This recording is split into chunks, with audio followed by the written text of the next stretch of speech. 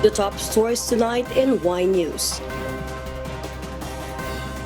The Philippine Navy says China is out of their minds for imposing fishing ban in the West Philippine Sea.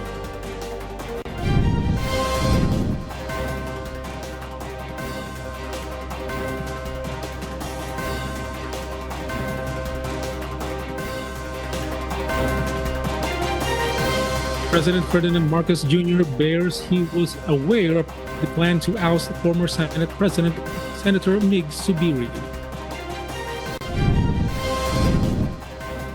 The Philippine Weather Bureau PAGASA officially announces the start of the rainy season in the country.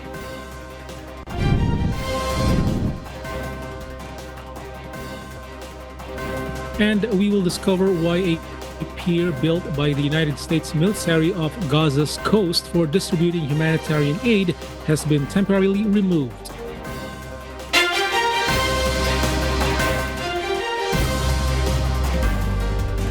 Good evening, Philippines and the world. Today is Wednesday, the 29th of May, 2024. Join us in the next hour as we deliver today's top stories around the Philippines and in other parts of the world. I am Elsie Marcos. We are also seen in 1,935 satellite monitoring centers nationwide and via live streaming worldwide through the UNTV News and Rescue social media channels. I am Joselito Liquido.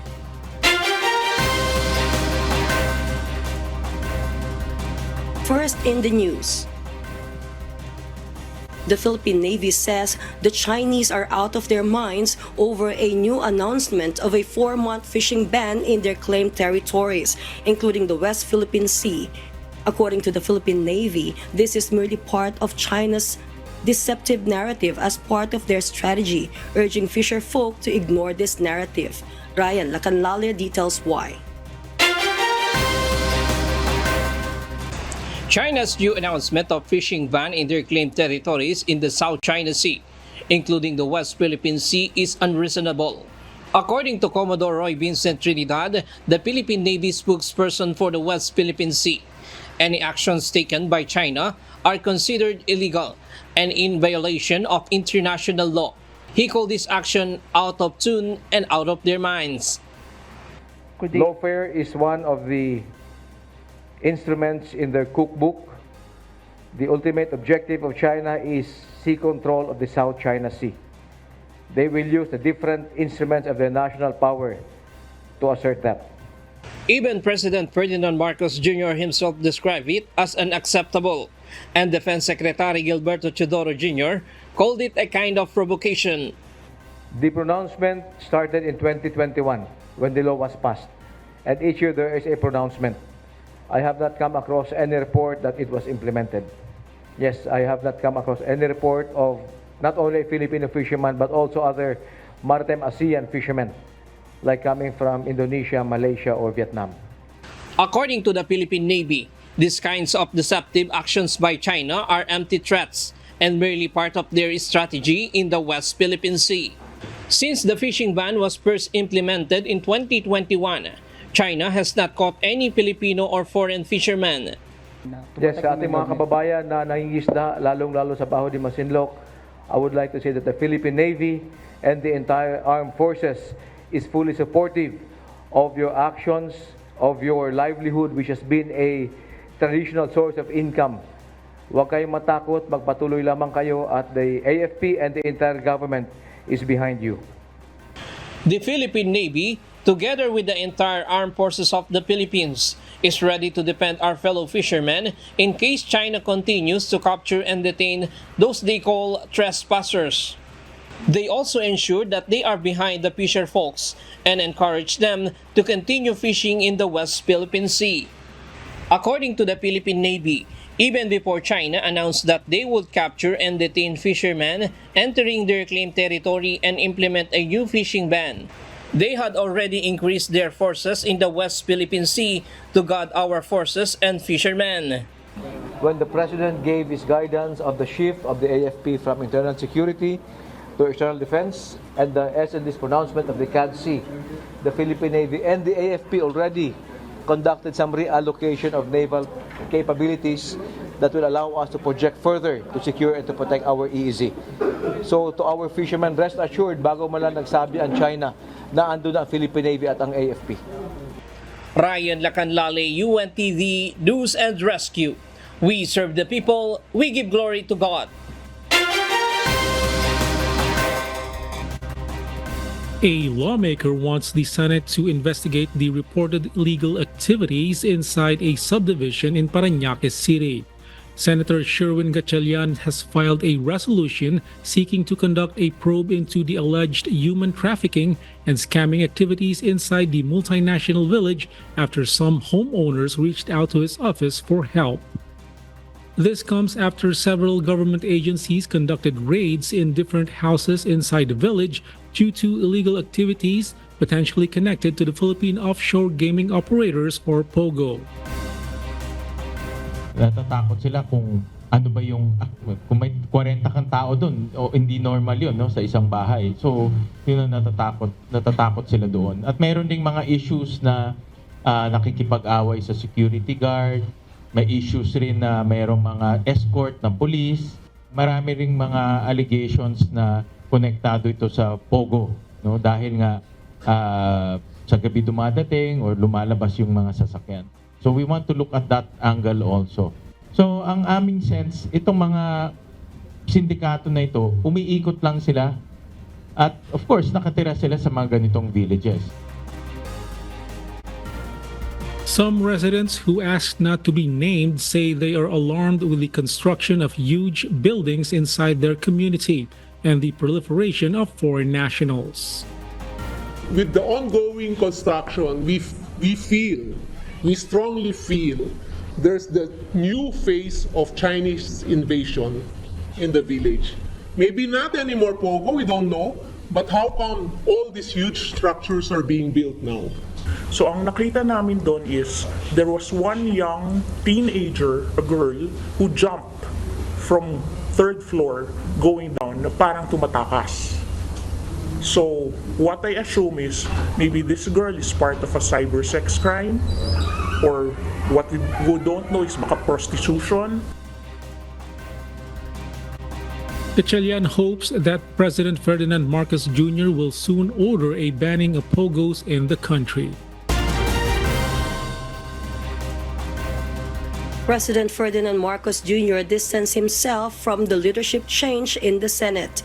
However, the president acknowledged that he was aware of the plan to oust former Senate President Senator Mix Zubiri.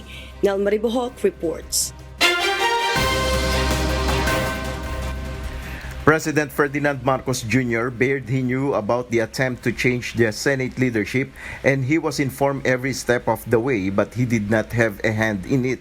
In a media interview in Brunei, the president said he was informed by Senator Francis Escudero regarding his plan to take the post of Senate President. When did I know? The minute they started, actually it was Senator Cheese, the minute he started thinking about it, he already brought it up and he said, I think I'm going to try to be the SP. What's my situation? What do you think? The president said he did not speak to any parties at endpoint because he was out of town. He pointed out that he received the news that Senator Escudero had assumed the Senate leadership when he returned to Manila from the out-of-town trip.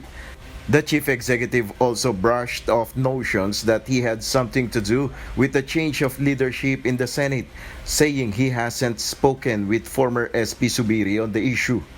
So it's hard for me to answer simply because I'm not quite sure what he's referring to, because what instructions could there be that convenient apples. Yes, that's still unclear to me what he is. Senator Zubiri declined to comment on the president's new statement. No comment na lang ako dyan. No comment na lang ako dyan sa kanila. Bahala na sila. Ang taong bayan ng humusga. Meanwhile, Senator Escudero has not yet issued a response on the matter. Nel Maribohok, UNTV News and Rescue. We serve the people, we give glory to God.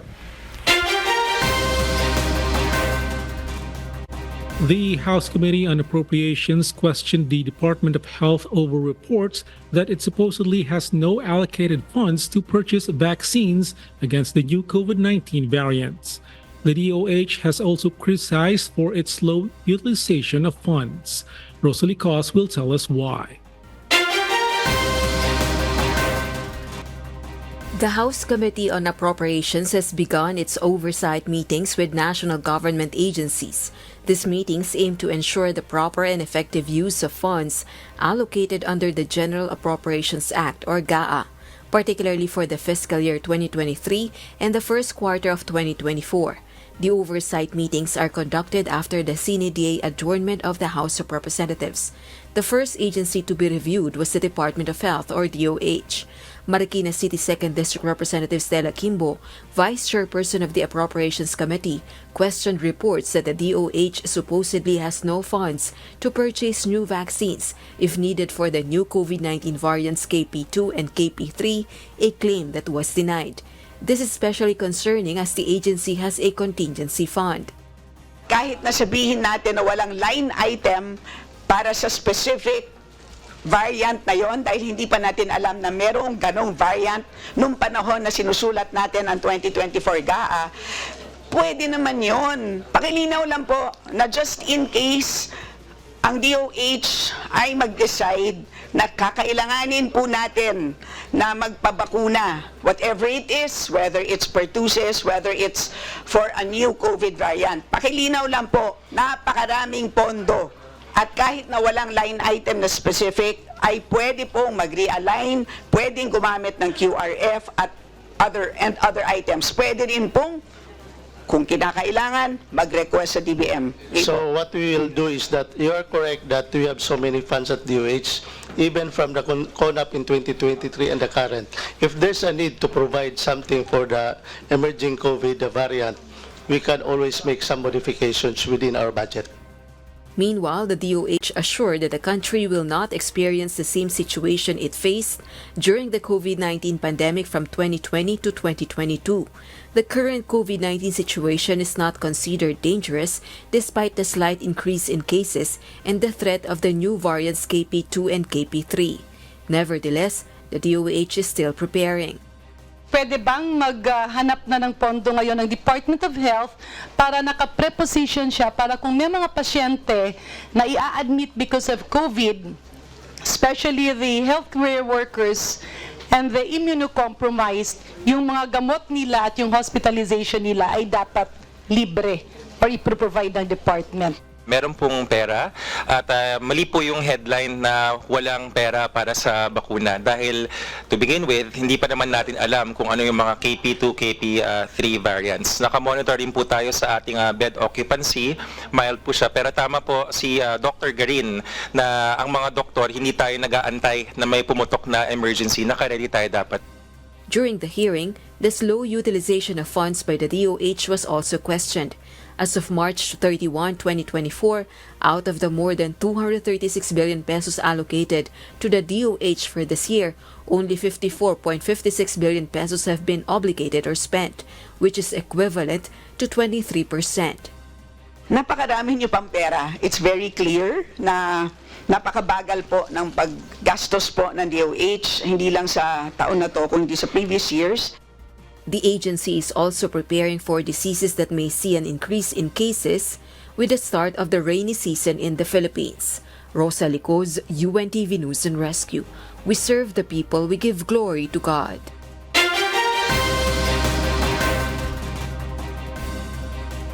The Commission on Elections, or COMELEC, plans to ban the use of AI, or artificial intelligence-generated materials, during the campaign period for the 2025 elections. Dante Amento tells us why.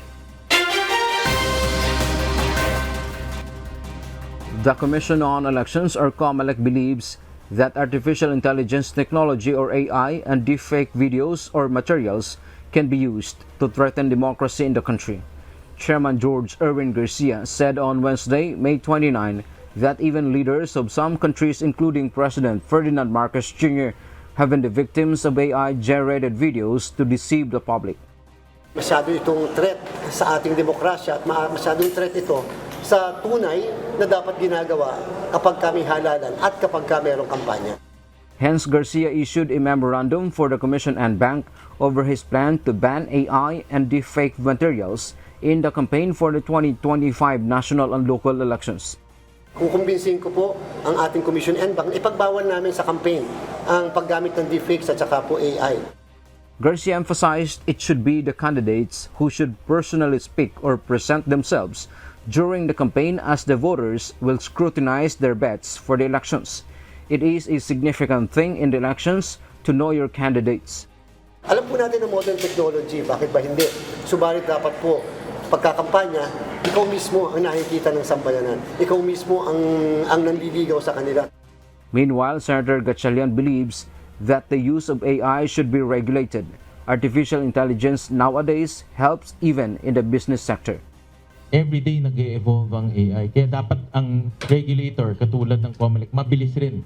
Pinag-aaralan nila ano yung application at nakikita nila by 2025 ano ba yung pwedeng gawin ng AI na sisira sa ating eleksyon. Dante Amento, UNTV, News and Rescue.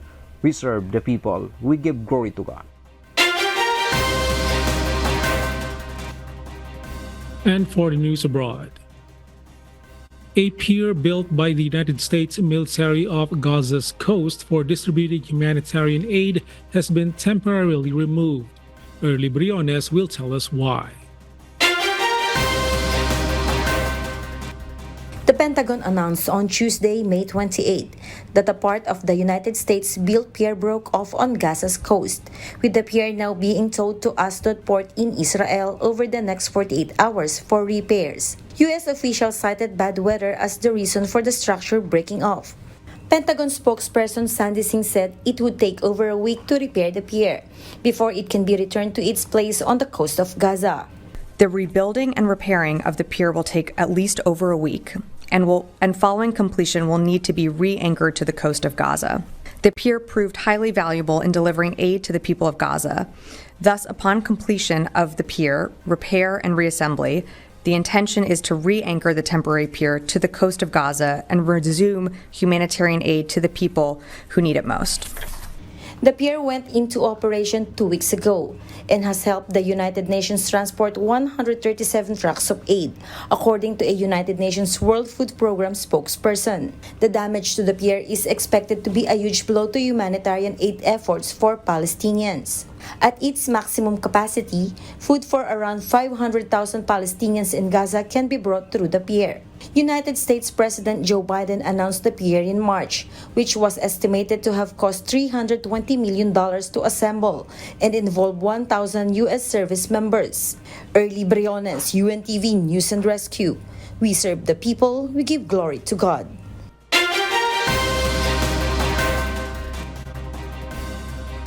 Six people were arrested by Hong Kong's National Security Police for allegedly posting seditious Facebook posts.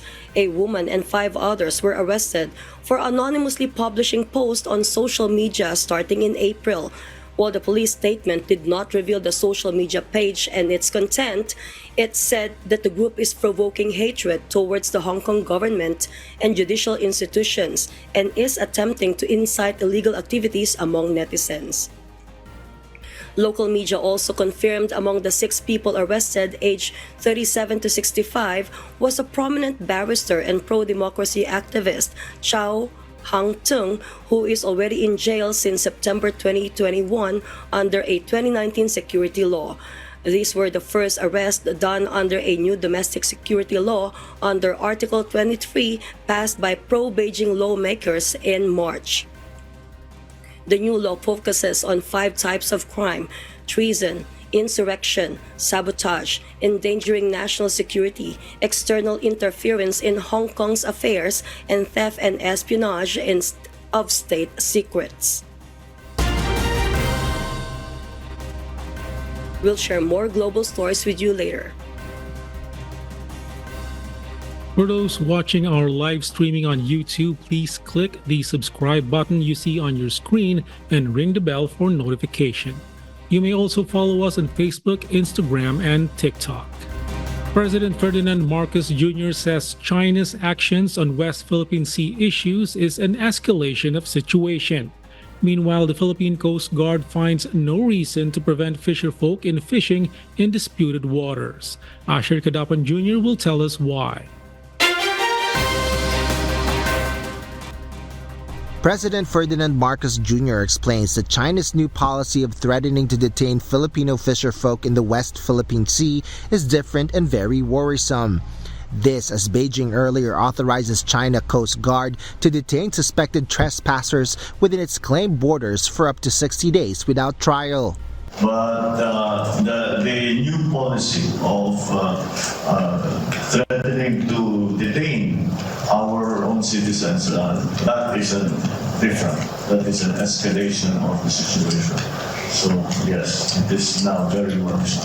President Marcos Jr., however, assures the public that the government is on its best effort in peacefully resolving the issues in disputed waters. So as any point of contact that I can establish, I will use it. At every level, at the leaders level, at the ministerial, sub-ministerial, private. As long as it brings us progress in terms of resolving these. And first of all, number one, to stop the aggressive actions such as water cannoning and lasers and barrier putting, etc. On the other hand, the chief executive says China's fishing ban within their claimed maritime territory is nothing new. The Philippine Coast Guard also monitors no enforcement of the said policy by China. Based on the data gathered by the PCG in previous days, it shows that China is not serious in the implementation of the ban in the West Philippine Sea. Kung seryoso talaga ang China mag-enforce ng fishing ban at ng kanilang upcoming regulation, they should have beefed up or boost additional number of Coast Guard vessels na deployed dito. Pero ang sabi ko pa nga, in an average, the number of Coast Guard vessels that are deployed in Bajo de Masinloc are 4 vessels. Pero ngayon, 2 lamang. With this, the PCG reiterates that China's fishing ban is illegal and has no lawful basis. Since our stand is that we don't recognize ang ganitong fishing ban binanggit ng China, there's no reason for us to prevent or to advise our Filipino fishermen not to be engaged in fishing in these areas. A group of fisherfolks meanwhile plans to conduct collective fishing expedition in the West Philippine Sea tomorrow to stand for their right to fish, especially within the country's exclusive economic zone. Asher Kadapan Jr., UNTV News and Rescue. We serve the people, we give glory to God.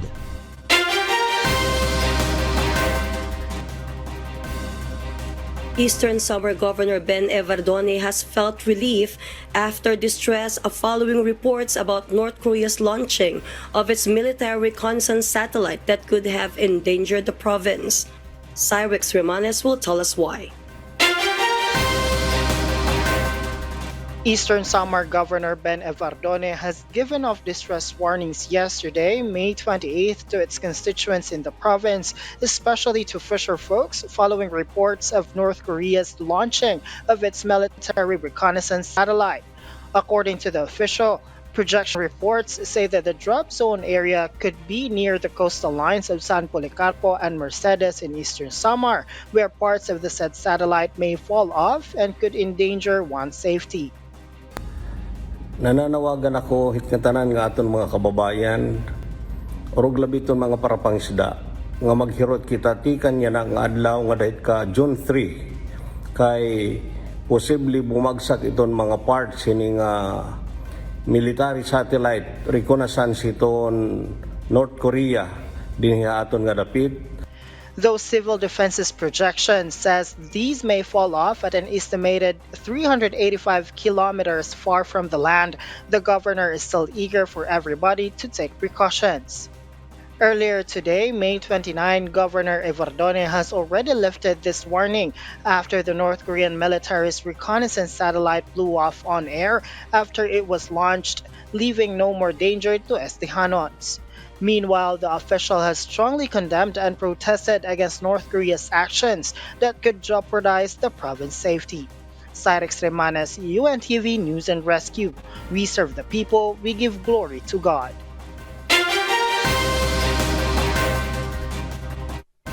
Operatives from the National Capital Region Police Office or NCRPO have apprehended the suspect in the fatal road rage shooting incident that shocked Ayala, Makati on May 28. According to Department of Interior Local Government or DILG Secretary Ben-Hur Abalos, the suspect, identified as businessman Gerard Yu, was arrested in Pasig City early Wednesday morning, May 29. Ay naaresto na po ang bumarel po dito sa isang road rage case sa Makati. The Philippine National Police through the National Capital Region Police Office swiftly launched an intensive follow-up operation that led to the immediate arrest of the suspect in the Makati road rage. The arrested suspect was positively identified by the eyewitness in the actual shooting incident.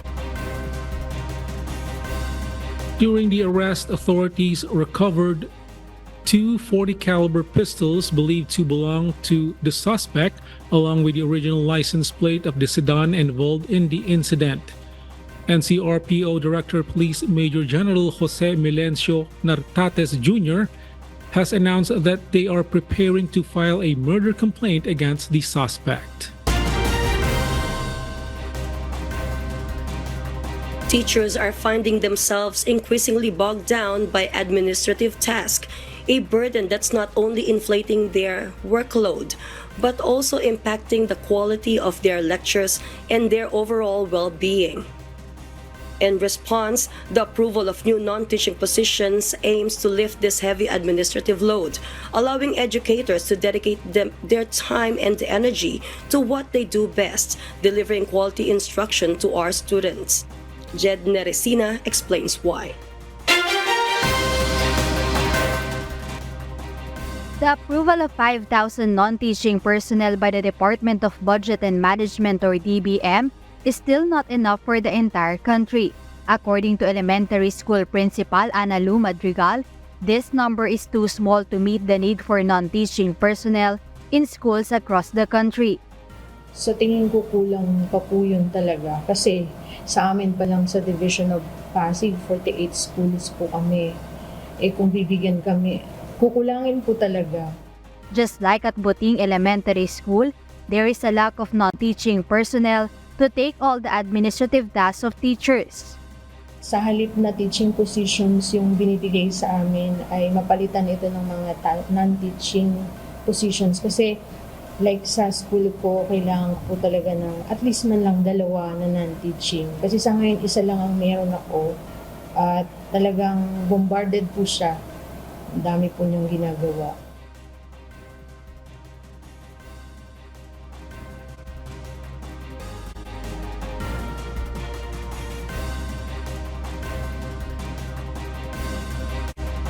Sobrang nakaka-apekto po talaga kasi si teacher kasi maliban sa pag-prepare niya ng lesson plan, kailangan niya pa kasi mag-isip. Dapat itong mga teacher natin nakapokus sa pag-isip ng mga assessment dun sa problem within his classroom. On the other hand, Teacher Maria Menchi Moreno felt a great relief for the elimination or gradual reduction of administrative tasks in her job. Gumaan sa aming side ng mga teachers kasi nababawasan na po yung mga task na hindi naman related sa teaching. And besides, nakakapag-focus na po talaga sa teaching. According to them, adding non-teaching positions will help teachers so that they can better focus on their teaching workloads and to further improve the country's education system. The 5,000 non-teaching positions will be deployed in school division offices and schools throughout the country, in accordance with the campaign of President Ferdinand Marcos Jr. to prioritize the welfare of teachers. Jed Neresina, UNTV News and Rescue. We serve the people, we give glory to God. And in other global news, the European-Japanese Earth Care satellite has embarked on a mission to unravel how different types of cloud influence Earth's climate.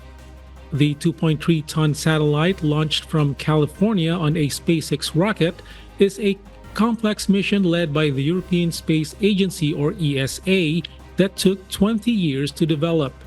EarthCare uses a laser and radar to analyze the atmosphere, aiming to resolve uncertainties in climate models about the impact of greenhouse gases.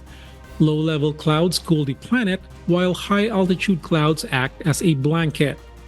According to Dr. Robin Hogan from the European Center for Medium-Range Weather Forecasts, models suggest future cloud cover may decrease, leading to less sunlight reflection and more surface absorption, amplifying warming effects. EarthCare orbits at about 400 km or 250 miles altitude and has 4 instruments. The imager takes contextual pictures, while the ultraviolet laser detects thin, high clouds, lower cloud stops, and aerosols. The Japanese radar measures water content in clouds and precipitation. A radiometer gauges energy reflections and radiation back into space, providing crucial data on Earth's energy balance. Dr. Helen Brindley from the UK's National Centre for Earth Observation explained that the balance between incoming solar radiation and outgoing energy drives climate. Changes in this balance, such as increased greenhouse gases, result in warming. Therefore, EarthCare's data will also enhance weather forecasts by providing detailed initial cloud conditions for storm development analysis, improving the accuracy of predictions. Ukrainian President Volodymyr Zelensky has urged United States President Joe Biden to attend a peace summit scheduled to take place in Switzerland in mid-June. President Zelensky emphasized that President Biden's absence would be welcomed by Russian President Vladimir Putin, potentially weakening Ukraine's position. Despite reports that both Presidents Biden and Vice President Kamala Harris will be unable to attend the Ukraine Peace Summit, U.S. representation is still expected at the event. However, Zelensky stressed that President Biden's presence is crucial for Ukraine's interests.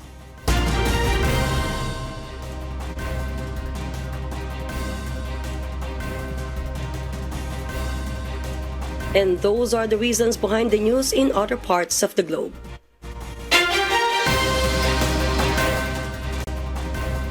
Philippine National Railways Chairman Michael Macapagal has announced his plans to file civil and criminal charges against the driver of a pickup truck. This driver, apprehended at the busway, falsely used Chairman Macapagal's name in an attempt to avoid penalties. JP Nunez details why. In a press conference earlier today, May 29, Philippine National Railways Chairman Michael Macapagal revealed a significant development in a recent case of identity misuse. Authorities now have a lead on the suspect who owns a white pickup truck flagged down on the EDSA busway last May 26. Based on the incident report of the Special Action and Intelligence Committee for Transportation, or SAIC, the vehicle was apprehended for unauthorized use of EDSA busway at 11:28 p.m. The driver arrogantly responded to SAIC personnel and claimed that it has affiliation with the Department of Transportation, or DOTR. When SAIC personnel asked for its ORCR, the driver gave a calling card with the name of PNR chairman and escaped. Chairman Macapagal said they will file civil and criminal charges against the driver. And I call it as pure concoction. There are offenses, prescribed under the revised penal code, where you cannot impersonate the person of any other person, nor are you allowed to usurp authority of a government officer. The chairman further denounced the possibility of him driving the pickup as he was attending his son's 7th birthday in Olongapo last Sunday. He showed a short video of him attending the birthday celebration of his son. Chairman Macapagal is looking into the possibility of demolition job. That is possible, no? Right now, I am considering any and all possibilities, no? Pwede, hindi malayo na totoo yan. The Land Transportation Office or LTO is expected to release a show cause order to the owner of the vehicle for the investigation. JP Nunez, UNTV, News and Rescue. We serve the people, we give glory to God.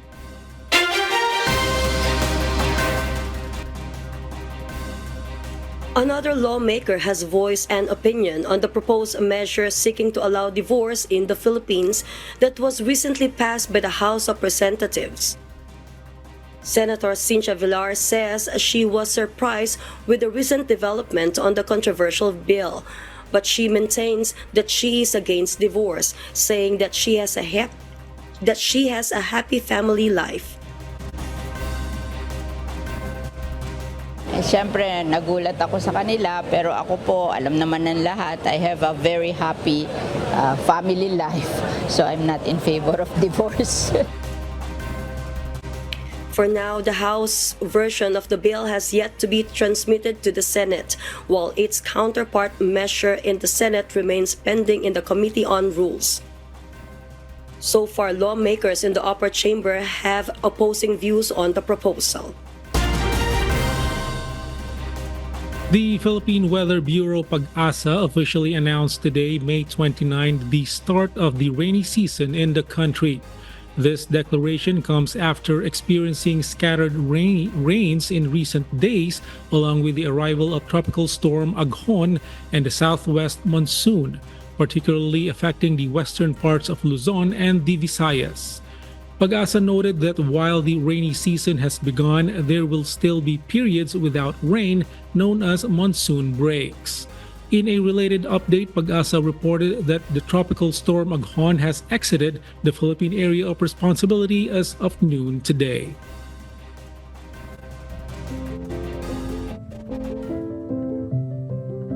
Arkasang Bahay, as the world faces these trying times amid the various challenges and uncertainties, we are inviting everyone to join the global prayer for humanity. Good day. I'm Brother Eli Soriano of the members of the Church of God International. I want to invite you to join us in a minute of prayer every day to pray for humanity and the whole world as we go through these perilous times. While safety measures like washing of hands and strengthening of our immune systems may help us through this horrible predicament, there is still no precaution or cure more powerful than God's mighty intervention. And we need His intervention now more than ever. It doesn't matter what religion you are in or what denomination you belong. This is an invitation for all the people around the world who cares for the future of their family, friends, loved ones, and humanity as a whole. Everybody is welcome to pray with us.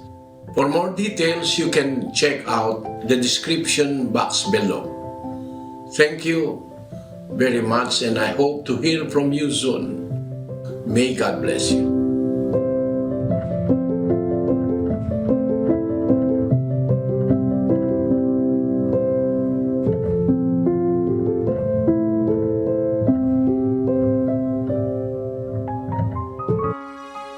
And before we close, we will leave you with a word giving glory to God.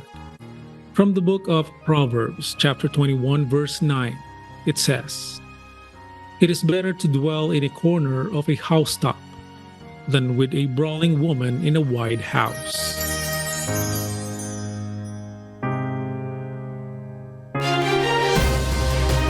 And those are the reasons behind the news, May 29, 2024.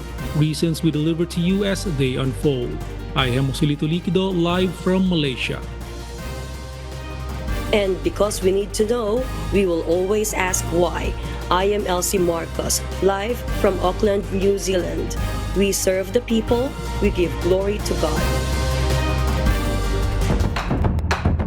All the actions of China, which is an implementation of the Coast Guard law which took effect 01 February 2021, are illegal. They are against international law.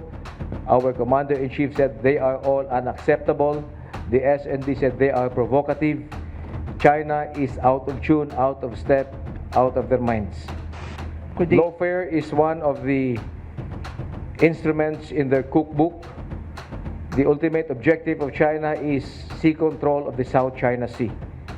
They will use the different instruments of their national power to assert that. Natatakot sila kung ano ba yung kung may 40 kang tao doon o hindi normal yun, no, sa isang bahay. So yun ang natatakot sila doon. At mayroon ding mga issues na nakikipag-away sa security guard. May issues rin na mayroong mga escort ng police. Marami ring mga allegations na konektado ito sa Pogo, no, dahil nga sa gabi dumadating or lumalabas yung mga sasakyan. So we want to look at that angle also. So ang aming sense, itong mga sindikato na ito, umiikot lang sila at of course nakatira sila sa mga ganitong villages. When did I know? The minute they started, actually it was Senator Cheese, the minute he started thinking about it, he already brought it up and he said, I think I'm going to try to be the SP. What's my situation? What do you think? No comment na lang ako dyan. No comment na lang ako dyan sa kanila. Bahala na sila. Ang taong bayan ang humusga. Kahit na sabihin natin na walang line item para sa specific variant na yon, dahil hindi pa natin alam na merong ganong variant nung panahon na sinusulat natin ang 2024 GAA, pwede naman yon. Pakilinaw lang po na just in case ang DOH ay mag-decide na kakailanganin po natin na magpabakuna, whatever it is, whether it's pertussis, whether it's for a new COVID variant. Pakilinaw lang po, napakaraming pondo. At kahit na walang line item na specific, ay pwede pong mag-realign, pwedeng gumamit ng QRF at other items. Pwede rin pong, kung kinakailangan, mag-request sa DBM. So what we will do is that you are correct that we have so many funds at DOH, even from the CONAP in 2023 and the current. If there's a need to provide something for the emerging COVID variant, we can always make some modifications within our budget. Masyado itong threat sa ating demokrasya at masyadong threat ito sa tunay na dapat ginagawa kapag kami halalan at kapag mayroong kampanya. Kung kumbinsin ko po ang ating Commission NBank, ipagbawal namin sa campaign ang paggamit ng deepfakes at saka po AI. But the new policy of threatening to detain our own citizens, that is different. That is an escalation of the situation. So yes, it is now very much. So as any point of contact that I can establish, I will use it. At every level, at the leaders level, at the ministerial, sub-ministerial, private.